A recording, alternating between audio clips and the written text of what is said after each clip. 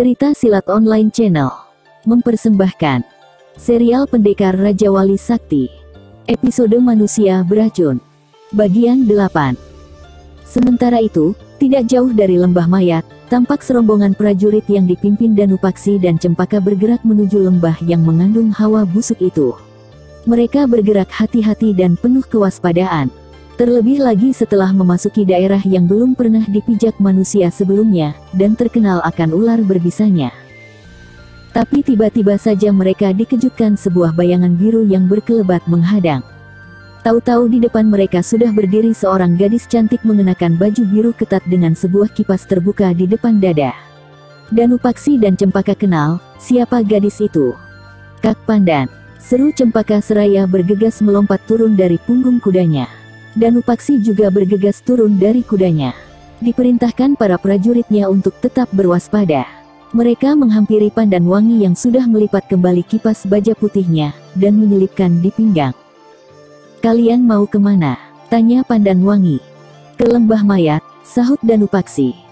"Kak Pandan sendiri, kenapa berada di sini?" "Aku memang sengaja mencegat kalian di sini," sahut Pandan Wangi. "Mencegat kami?" Cempaka tidak mengerti. "Sebaiknya kalian perintahkan para prajurit kembali ke istana. Keamanan istana lebih penting daripada mengejar satu orang yang kini sudah ditangani," kata Pandan Wangi. "Kak Pandan tahu tentang iblis selaksa racun?" tanya Danupaksi. "Aku sudah tahu sebelum kalian tahu. Kembalilah ke istana dan tunggu kami di sana," sahut Pandan Wangi. Danupaksi dan Cempaka saling berpandangan. "Kak Pandan sudah bertemu Kakang Rangga?" tanya Cempaka.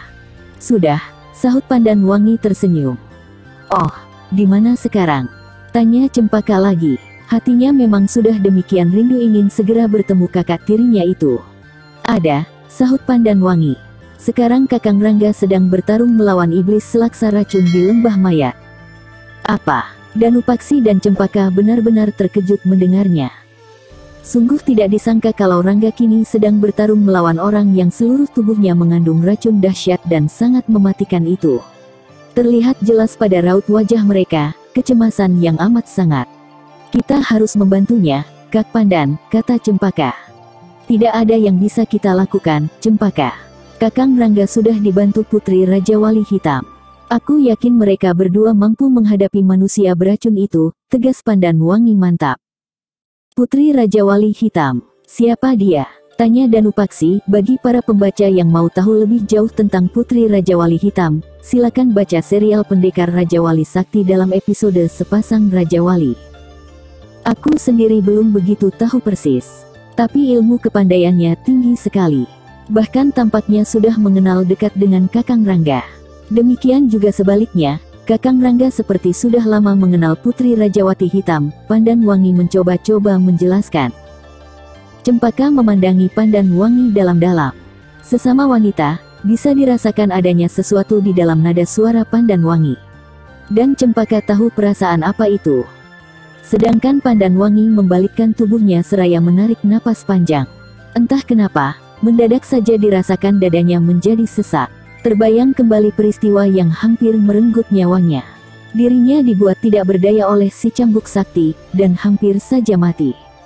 Juga, masih terlihat jelas dalam bayangannya, bagaimana Rangga dibuat seperti barang mainan oleh perempuan tua yang hendak menjodohkan Pendekar Raja Wali Sakti dengan cucunya.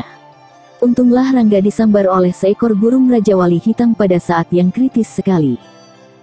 Pandan Wangi sendiri tidak mengerti, mengapa Pendekar Raja Wali Sakti seperti tidak berdaya menghadapi si cambuk sakti. Dan Pandan Wangi sendiri juga tertolong nyawanya oleh Raja Wali Putih. Gadis itu hampir tidak percaya kalau telah dibawa ke belakang Goa Kera, dan dirawat oleh seorang gadis cantik berbaju hitam yang mengaku bernama Putri Raja Wali Hitam. Di goa itu juga dilihatnya, bagaimana Putri Raja Wali Hitam merawat luka-luka yang diderita Rangga. Dan dia juga melihat, kalau Putri Raja Wali Hitam begitu akrab dan, Pandan Wangi mendesah panjang, tidak ingin mengingat lagi peristiwa itu. "Kak Pandan," Cempaka menepuk pundak Pandan Wangi. "Oh." Pandan Wangi tersentak bangun dari lamunannya. "Kenapa Kak Pandan menangis?" tanya Cempaka agak kaget juga melihat ada titik air mata menggulir di pipi yang halus itu.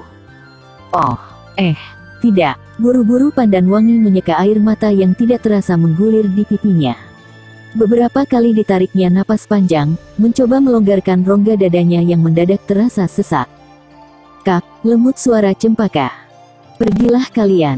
Tinggalkan tempat ini," kata Pandan Wangi. "Tapi, kenapa kakak menangis?" tanya Cempaka.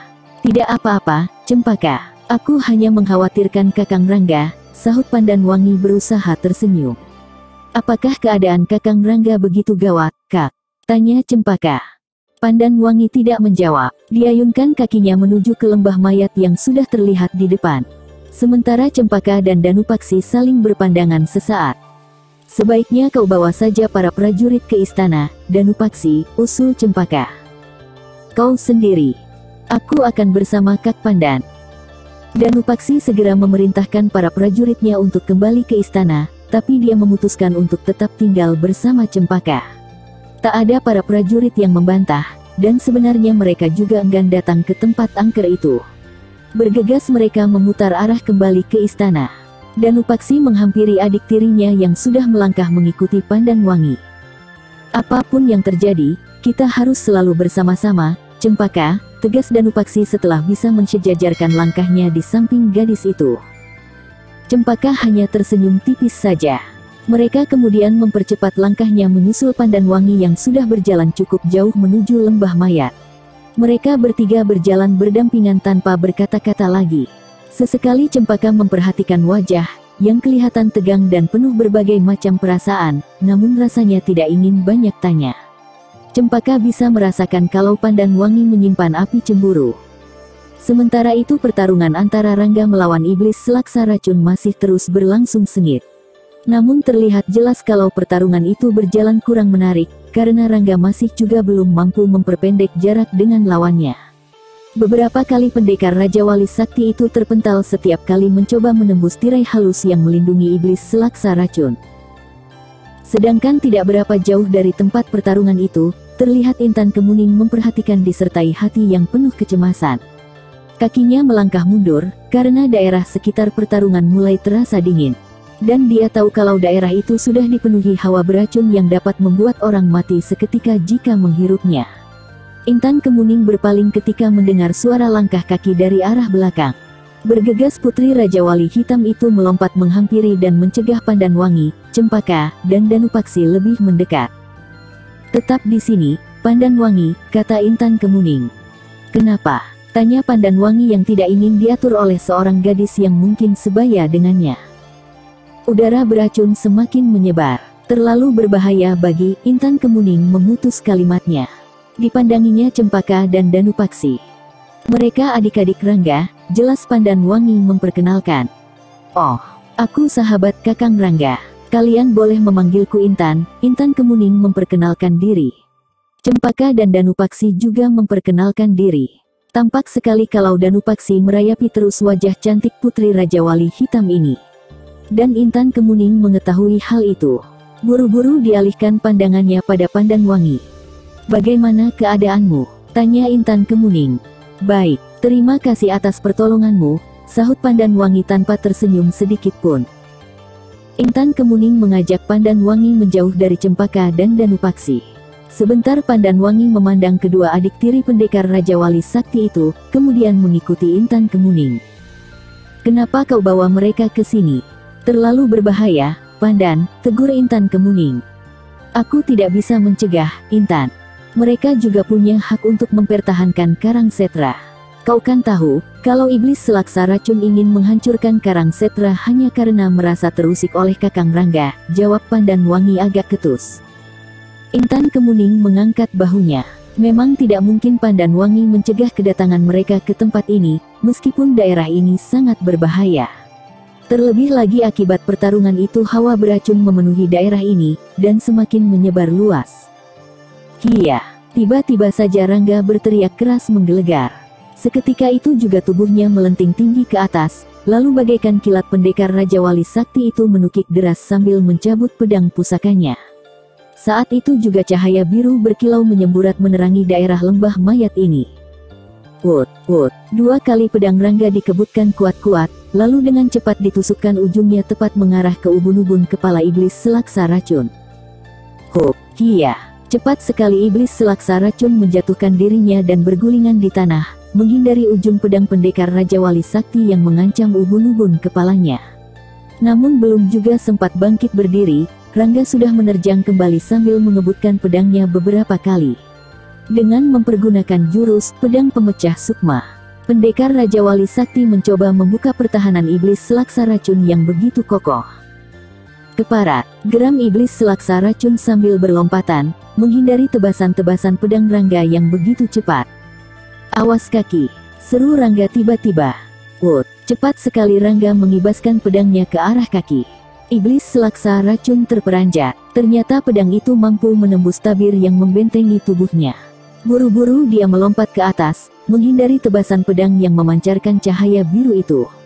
Tapi pada saat yang bersamaan, Rangga melontarkan satu pukulan keras bertenaga dalam sempurna dari jurus pukulan maut paruh Raja Wali, sambil melesat ke atas mengikuti lesatan iblis selaksa racun.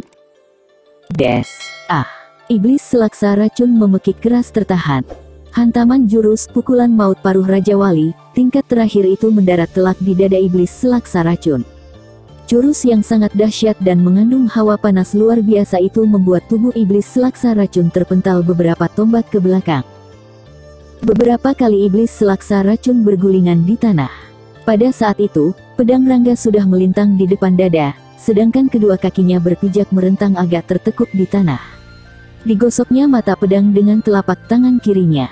Sesaat kemudian, cahaya biru menggumpal di ujung pedang membentuk bulatan seperti bola sebesar kepala manusia dewasa. Aji, Cakra Buana Sukma. Kia! Tepat pada saat iblis selaksa racun baru berdiri, Rangga menghentakkan bola biru terang. Bagaikan kilat, cahaya biru itu meluncur deras dan langsung menghajar tubuh iblis selaksa racun. Sebentar saja seluruh tubuh laki-laki berbaju merah itu sudah terselubung cahaya biru yang memancar dari pedang Raja Wali Sakti. Iblis selaksa racun menggeliat-geliat, berusaha membebaskan diri dari selubung cahaya biru yang menyelimuti seluruh tubuhnya. Sementara Rangga perlahan-lahan menggeser kakinya mendekati. Namun tiba-tiba saja, blar! Rangga memekik keras tertahan. Mendadak saja tubuh pendekar Raja Wali Sakti itu terpental ke belakang. Sedangkan iblis selaksa racun telah terbebas dari selubung cahaya biru. Tapi laki-laki berbaju merah yang seluruh wajah dan tubuhnya penuh bisul itu jatuh berlutut di tanah. Rupanya seluruh kekuatannya telah dikeluarkan untuk melawan Aji, Cakra Buana Sukma. Sementara Rangga bergulingan beberapa kali di tanah. Namun pendekar Raja Wali Sakti itu bergegas melompat bangkit berdiri, dan langsung melesat cepat ke arah iblis selaksa racun. Pada saat yang bersamaan, iblis selaksa racun juga sudah bisa bangkit berdiri. Segera dihentakkan tangannya ke depan. Kia! Hai! Rangga mengebutkan pedangnya beberapa kali sambil tubuhnya berputaran di udara. Dan dia terus meluruk deras mengarah pada iblis selaksa racun. Mampus kau, Kia! Teriak Rangga keras menggelegar. Wut! Keras! Iblis selaksa racun tidak bisa lagi menghindari tebasan pedang yang bersinar biru itu. Hanya sebentar laki-laki penuh bisul itu mampu menjerit melengking tinggi, kemudian berdiri tegak tak bergeming. Rangga menendang dada laki-laki berbaju merah itu. Seketika iblis selaksa racun terguling ambruk, dan kepalanya menggelinding terpisah. Darah langsung muncrat keluar dari leher yang terpenggal buntung.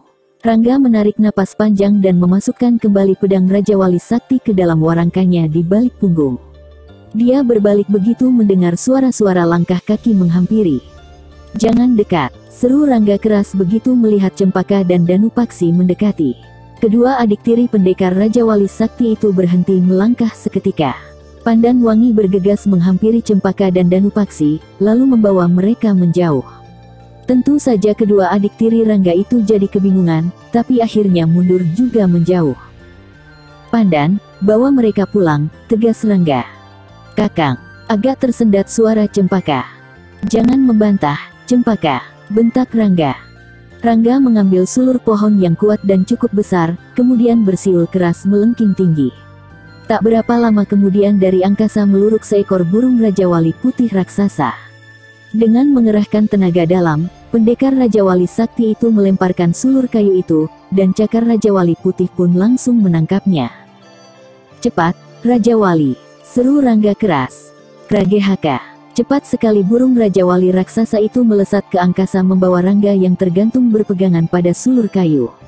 Sekejap saja bayangan mereka sudah lenyap di telan kabut yang mulai turun menutupi sekitar lembah mayat ini. Sementara yang ditinggalkan hanya memandangi saja. Terutama Cempaka dan Danupaksi yang tidak mengerti, mengapa Rangga begitu tergesa-gesa meninggalkan mereka. Bahkan tidak ingin didekati. Ayo pulang, Cempaka, Danupaksi, ajak Pandanwangi. Pandanwangi sempat melirik pada Intan Kemuning yang hanya berdiri saja. Intan Kemuning tersenyum, kemudian berbalik dan cepat sekali melesat pergi. Begitu tinggi ilmu meringankan tubuh yang dimiliki Putri Raja Wali Hitam itu, sehingga dalam sekejap saja sudah lenyap dari pandangan mata. Kak Pandan, ada apa dengan Kakang Rangga? Tanya Cempaka tidak bisa menyimpan rasa penasarannya. Kakang Rangga hendak membuang racun yang berada di tubuhnya, jelas Pandanwangi. Apakah Kakang Rangga tidak apa-apa? Tanya Danupaksi yang juga tidak bisa menyembunyikan kecemasannya. Tidak, sungguh. Pandanwangi hanya bisa mengangguk dan tersenyum tipis. Padahal dia sendiri sebenarnya juga mengkhawatirkan keadaan Rangga yang tentu saja kini tengah berjuang melawan racun yang disebarkan iblis selaksa racun. Meskipun pendekar Raja Wali Sakti itu memiliki kekebalan terhadap segala jenis racun, tapi bisa jadi berbahaya. Sebab, racun yang berada di tubuhnya bisa menyebar dan membahayakan orang lain. Kalau toh pendekar Raja Wali Sakti tadi bisa bertarung melawan iblis selaksa racun, tanpa terbius, itu karena Rangga selalu memperhatikan keseimbangan pengerahan hawa murninya. Dulu, waktu bertarung pertama kali melawan laki-laki beracun itu, Rangga sama sekali tidak memperhatikan. Baru setelah Raja Wali Putih mengajarkan, pendekar Raja Wali Sakti itu menyadarinya. Dan kini Rangga perlu waktu untuk menghilangkan racun itu. Tak ada yang tahu, di mana pendekar Raja Wali Sakti itu menyembuhkan dirinya. Hanya dirinya dan Raja Wali Putih yang tahu. Selesai. Episode selanjutnya, Jari Malaikat. Masih bersama cerita silat online channel. Jangan lupa like and subscribe, terima kasih.